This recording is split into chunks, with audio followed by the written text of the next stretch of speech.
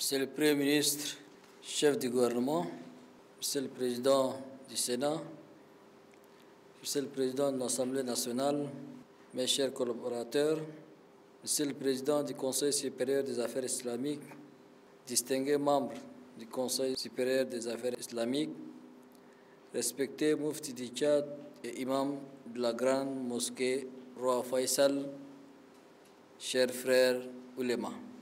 Je voudrais, avant tout propos, rendre grâce au Tout-Puissant qui nous a accordé le souffle pour parvenir à ces jours bénis des fêtes du Ramadan.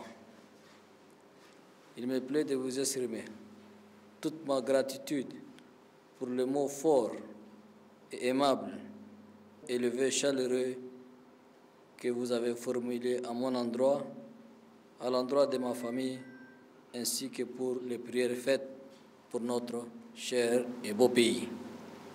En retour, je voudrais souhaiter à chacun de vous, ainsi qu'à vos familles respectives, une bonne et heureuse fête. Que celle-ci vous apporte santé, paix, prospérité et bonheur. Pour notre cher et beau pays, j'exprime mes sincères vœux de paix, d'unité et de progrès. Que la grâce d'Allah guide toutes nos actions et éclaire notre chemin ici-bas et dans l'au-delà. Mes chers oulémas, nous célébrons aujourd'hui la première fête de Ramadan sous une nouvelle ère pour notre pays. Un nouveau départ, une nouvelle espérance, mais aussi de nouveaux défis inhérents à cette étape. Le Tchad est désormais entré de plein pied dans la 5e République. La République doit se débarrasser de toutes les pratiques qui ternissent l'image de notre cher et beau pays, tant à l'intérieur que hors de notre limite territoriale. De même, ceux et celles qui entravent la marche du Tchad vers le progrès en se livrant au détriment des ressources publiques, sachent qu'ils seront poursuivis résolument et que les lois de la République les frapperont sans la moindre pitié. Le gouvernement et les institutions compétentes doivent prendre les mesures appropriées et les appliquer pour combattre avec force et vigueur toute forme de corruption, d'où qu'elle vienne. Mes chers oulémas, votre concours est très entendu pour amener tous les fidèles à se conformer à nos valeurs d'intégrité et de probité enseignées par l'islam. Tout musulman doit cultiver l'unité et l'amour de son prochain et éviter d'être la cause de la fitna, la discorde religieuse. Les musulmans doivent transcender leurs différences idéologiques pour vivre en parfaite harmonie en respectant les textes de la République qui doivent s'imposer sur tous. Ils doivent prendre l'exemple sur nos compatriotes issus de d'autres confessions et qui eux-mêmes possèdent plusieurs formes de croyances mais pratiquent leur religion dans l'entente et le respect mutuel. Avez-vous déjà vu des chrétiens se battre entre eux ou brûler des lieux de culte à cause de leurs différences? Les érudits musulmans doivent bannir les querelles intestines, notamment ceux qui prêchent l'affrontement, à l'image de ce qui s'est passé dans une mosquée à Kalaïd au premier jour du Ramadan. Que cela cesse. L'islam prêche dans son essence la paix et le vivre ensemble. Et vous, en tant que ulama de la nation, vous devez veiller sur la cohésion entre les musulmans et entre les Tchadiens de façon générale. Ayez peur de Dieu, car tout le monde sera jugé au jour du jugement dernier par rapport à ce qu'il aura fait ici-bas.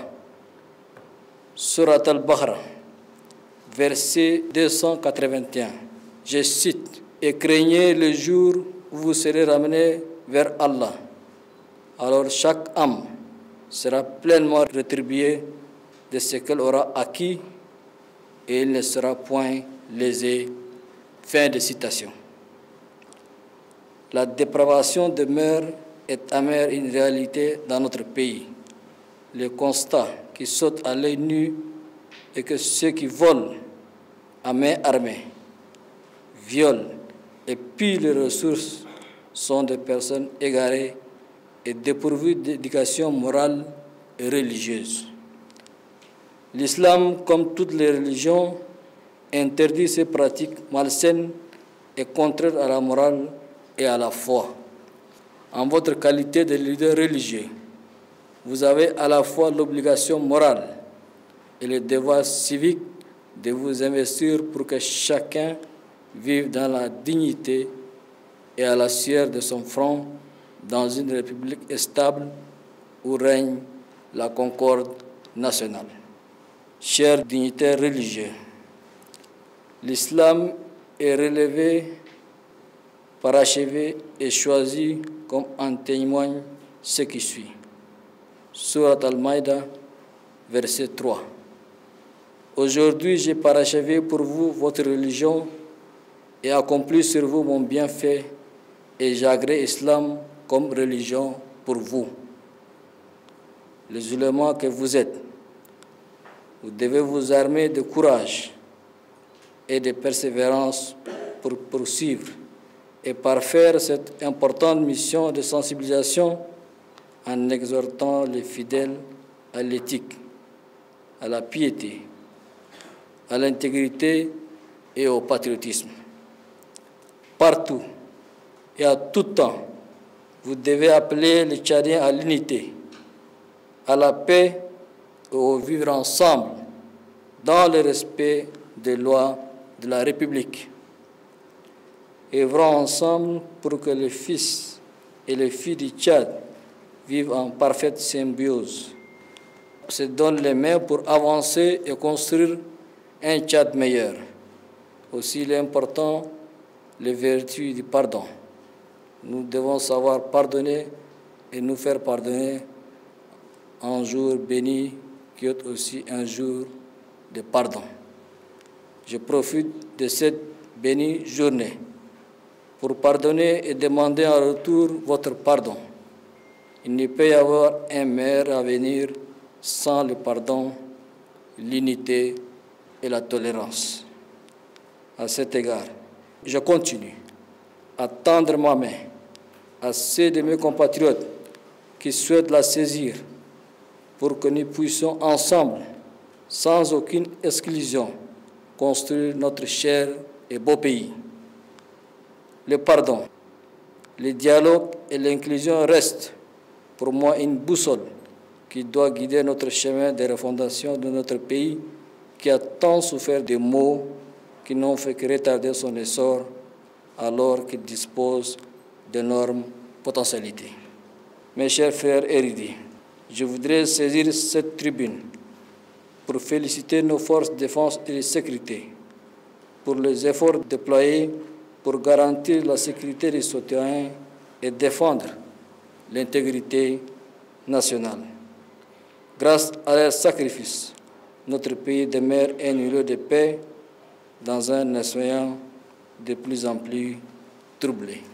Dans la même veine, j'appelle les hommes et les femmes en charge de la justice dans notre pays à plus de fermeté et plus de rigueur dans l'application de la loi contre les auteurs de crimes et infractions qui troublent la tranquillité de nos compatriotes et compromettent leur sécurité.